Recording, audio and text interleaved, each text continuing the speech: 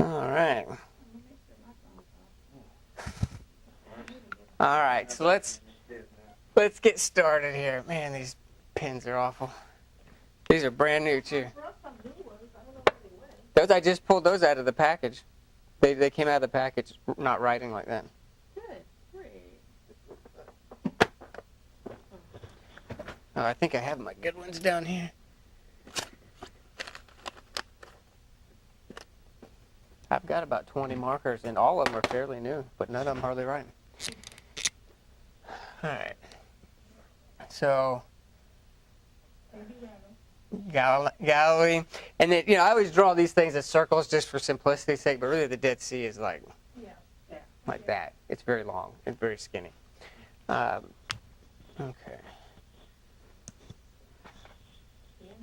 All right.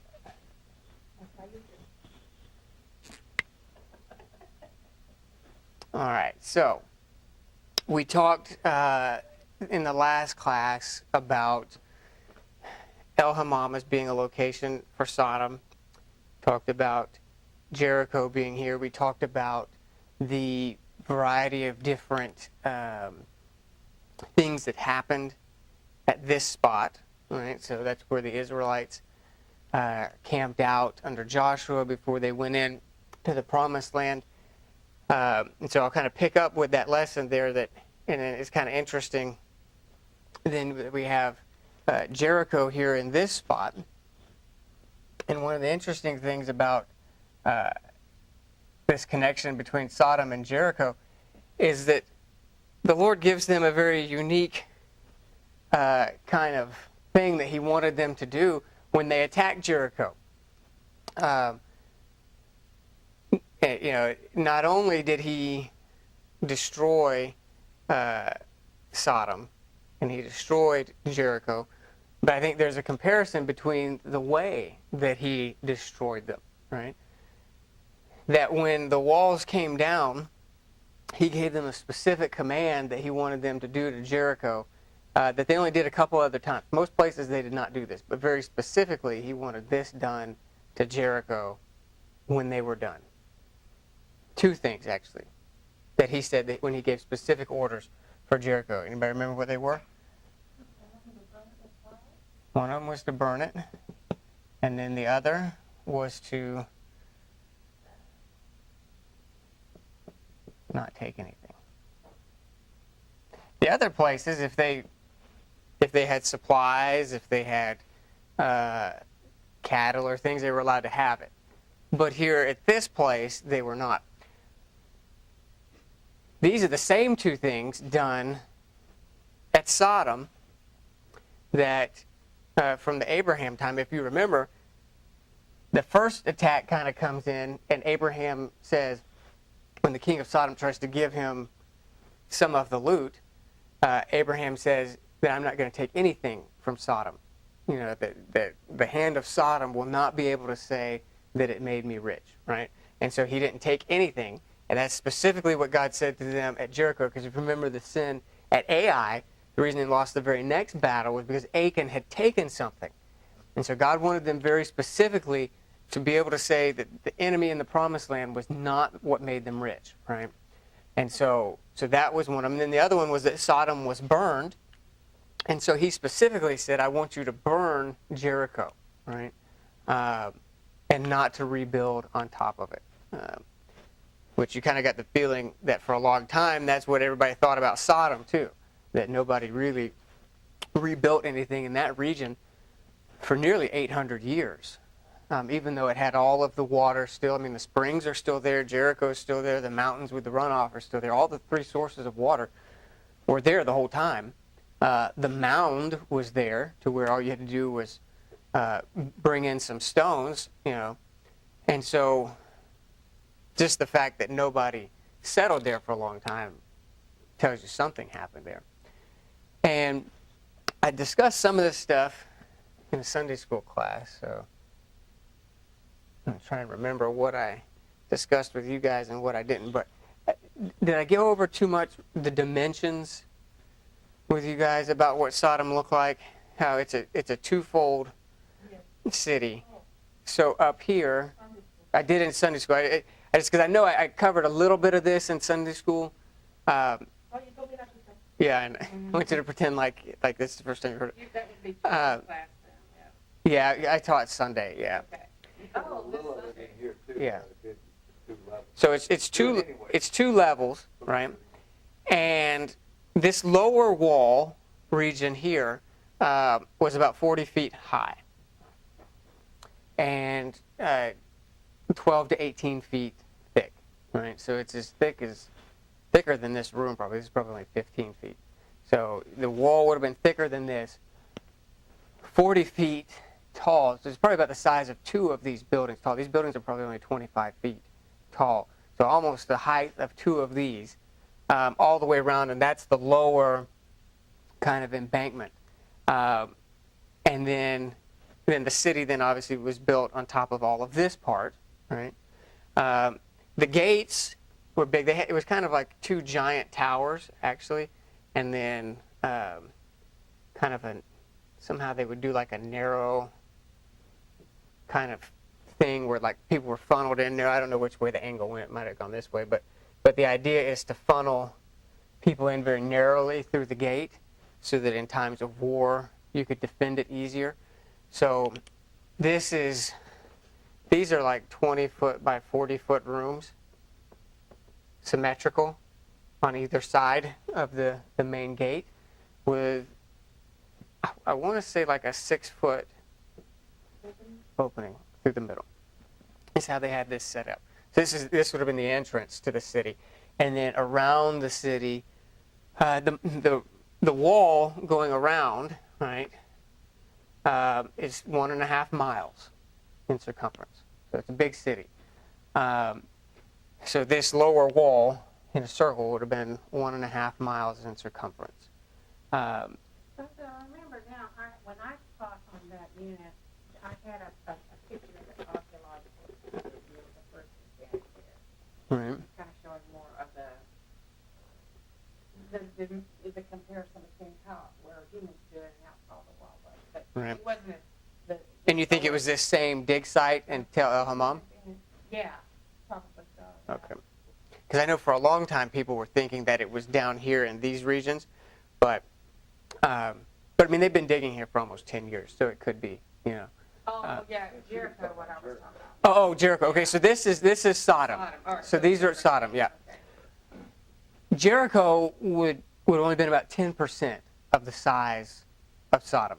Sodom was massive compared to that. In fact, the Bible says that during Abraham's time, it was the largest city that they knew in that region, right? And so Sodom was a massive city, 10 times bigger, almost exactly 10 times bigger than Jericho. So 1.5 miles around, 40 feet tall. Then there was a second part of the city up here with an additional mound that had its own private walls and things where probably the elite lived. So first of all, anybody that's in the city was probably pretty wealthy as well. And then you had even a more segregated group. As soon as you came in, going directly in, there was a temple complex. You know, they had a temple back then, some kind of probably idolatrous temple or something. I don't know. It's destroyed now. Anything is the footprint.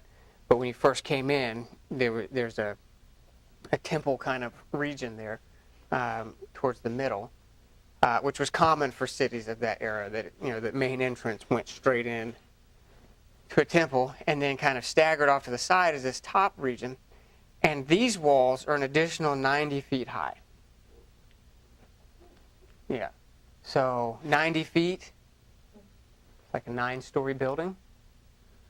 And then to make it even more insurmountable. Isn't that unique for that time to have such a tall building? Yeah. Some of the major cities were fairly tall. But this was the largest city in that region. This was a city that's mentioned even at the beginning of Genesis.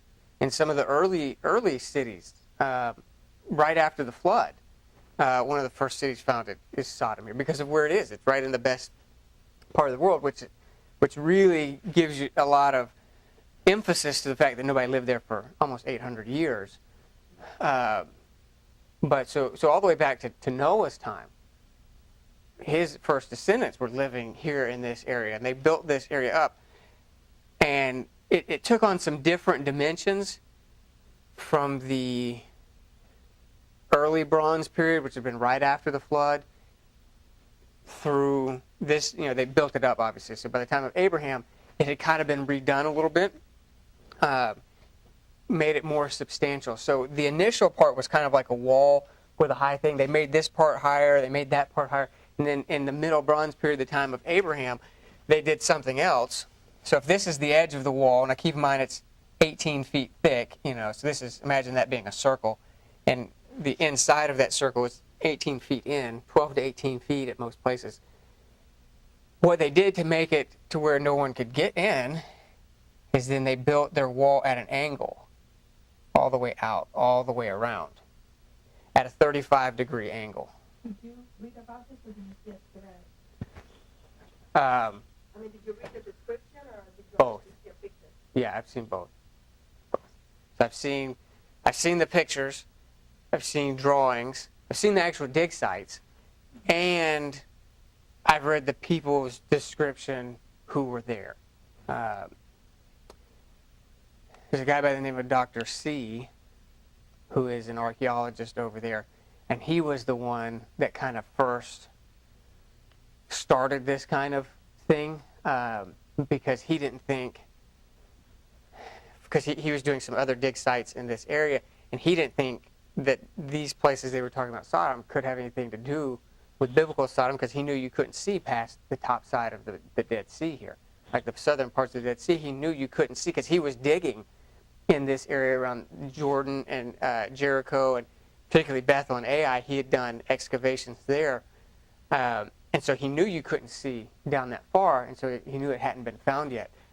And so he did some research, and he found in this area some people older than him who had kind of surveyed that spot and marked off all the different tell sites. And there were maybe 15 to 20. And so he knew it would have to be a large one for it to possibly be Sodom, because it's supposed to be the biggest city in that region. So they visited all 20 of these dig sites. They weren't dig sites, they're just mounds at that point. Nobody had dug them up yet. And then Hammam really stood out because they were able, first of all, there was all kinds of pottery still all over the top layers. So he, in the first couple of days of being there, found Middle Bronze pottery there. There's human bones sticking up out of the ground all over the place still. And at this top part, the Israelis had dug trenches to hide their tanks, I guess. And so they could drive a tank up into that spot, and they dug a trench so their tank could be hidden, but the gun turret would be at level, so I guess that was how they would station their tanks out there. And so they dug these, 8 to 10 foot trenches. And so he was able immediately, about 10 feet down, brings you down to Middle Bronze Age. And so he was able almost immediately to start some initial excavations in the trenches that they dug and be right in that level. And so they were able to find the right kind of pottery and all that kind of stuff. And that's where they found the trinite, which I know we didn't talk about that yet. And so we'll talk about that here in a second. And so with this, they built out. Now this is all made out of bricks. That's why I told you in the first class it was close to 200 million bricks that they used to make this city. This is 160 feet. That's huge, all the way around in this rampart. So, and then they coated it with plaster to make it smooth, so that anybody trying to enter into the city would have a hard time going up that ramp. It'd be easy to defend the city. And so, you think 160 feet? I mean, that's like over to the airport almost. Like over that way. I mean, it's really long. You think? Yeah, all the way around in a full circle. So if this is the interior wall, so this is, let me do it this way.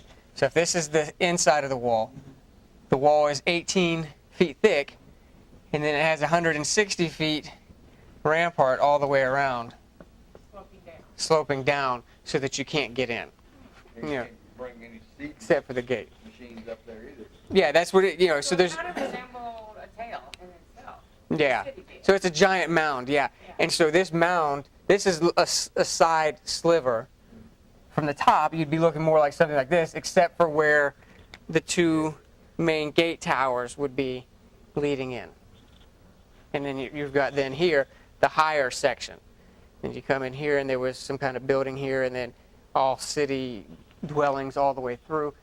I got a picture of like the way they built Jericho. It's kind of similar. Yeah, so Jericho would have been in many ways a sister city trying to take over what Sodom no longer was. And so not only with them probably building it because that was the style of the day, I also think there's a lot of biblical connection between After that ramp, what's going on they in. have a ditch. Do you see that? Yeah. So like they got the ramp and then they have a ditch. Yeah. So not only do you have to go down, then you have to come up. Yeah, so Jericho's main walls in many ways were the second level going up. Like where Rahab probably was very most likely, because the lower levels a lot of times were more defensive, with the upper walls being more residential, but So this was across the way. yeah. So this is, and that was probably modeled after Sodom. And it's in the same spot, just on the other side, because it's trying to take advantage of the same thing, the low part of the Jordan, right? And so because that's the low part of the Jordan, anyone wanting to cross over from this side has to travel through here, so they controlled the trade route. So that's what made Sodom so wealthy to begin with, was it controlled the trade route, because the only other way in is through here, and we know from Israel that that's just desert, a miserable place to try and go through. So if you want to stay in places with water and a normal travel route, you have to go through here. And so that's why Sodom was positioned there. That's why Jericho was positioned there. And so anyway, so this is a good idea of what the place is like. We're talking about a massive place here, which is why the battle then that took place where they defeated Sodom was over here. They didn't fight them in the city. They fought them on the other side of the Dead Sea, and then when the army was defeated, then they were able to take all of their possessions and things. But They drew them out. yeah, they met them out, probably on purpose, so that the casualties weren't there. Because the Bible says that Chedorlaomer and all of the 5 kings had come over to Hebron, over here, and were fighting here. So they're on this side now of the Dead Sea. Sodom is here. So the army is here, marching this way, and so they crossed over the Jordan and tried to meet them on this side of the Dead Sea, and that's when they were defeated. And then from here, then they went north, and then Abraham followed them and defeated them up there, right? Which is why the king was still alive, right? The king of Sodom. They didn't necessarily ransack this place. They defeated them in open battle and took most of their possessions, which would have been outside of the city. And so, but the battle, it says, took place over here. And over here is the region with all of the slime pits. It's actually clay. It's not so much tar. I think that's just like a translation that they put on it that's not really, it doesn't have to be tar pits. It could be slime pits, clay pits. That word has a broad meaning. And so even today, this whole area is filled with these clay pits. It's kind of like quicksand, but clay. And so it's a real kind of boggy area. And that's that whole story where it talks about men were falling in those things and that kind of stuff. Those take place on the west side here, which fits with the story here. And so, so one of the things that I talked about in this Sunday school class that I thought was kind of interesting is how they were destroyed. That when God gets ready to destroy Sodom, he sends the angels, right, to pull Lot out, right? He wants to bring them out of Sodom, and they would have to leave, right? Then when we get to Jericho, it's a little different. God still saves Rahab, right? So there's still some people saved. In Sodom, it's Lot and anyone that's in his home. In Jericho, it's Rahab and anyone who's in her home. But the method is different. And so one of the reasons I believe is that Jericho often represents entering into salvation, the promised land. Jesus crosses the Jordan. It's a type of baptism, right? When you cross over to enter into the promised land is really was an Old Testament picture of what we have now in Christ, that we are in Christ. He is the promised land that we're waiting on. So things on this side of the river are often very Old Testament, very representing before Christ, kind of the law, right? So anyways, I just think it's interesting that when God brings judgment on this side of the river to Sodom, he tells them, come out from among them, right? Which is what the Israelites were supposed to do all through the Old Testament. Come out from among them, right? But here in Jericho, he doesn't tell them to leave. He says, stay in the midst of the destruction, and I'll save you in the midst of it, right? And so I think that's a picture of the New Testament church, that he doesn't tell us to come out from the world in the New Testament. In fact, he sends the disciples in and says, go into all the world and make disciples. Be salt, be light in the world. And so I think it's kind of an interesting comparison between Sodom, where he says, come out from among them, versus Jericho, where he had them stay in, and he saved them in the midst of the destruction. I think a couple other comparisons. He sends 2 angels to Sodom to save them.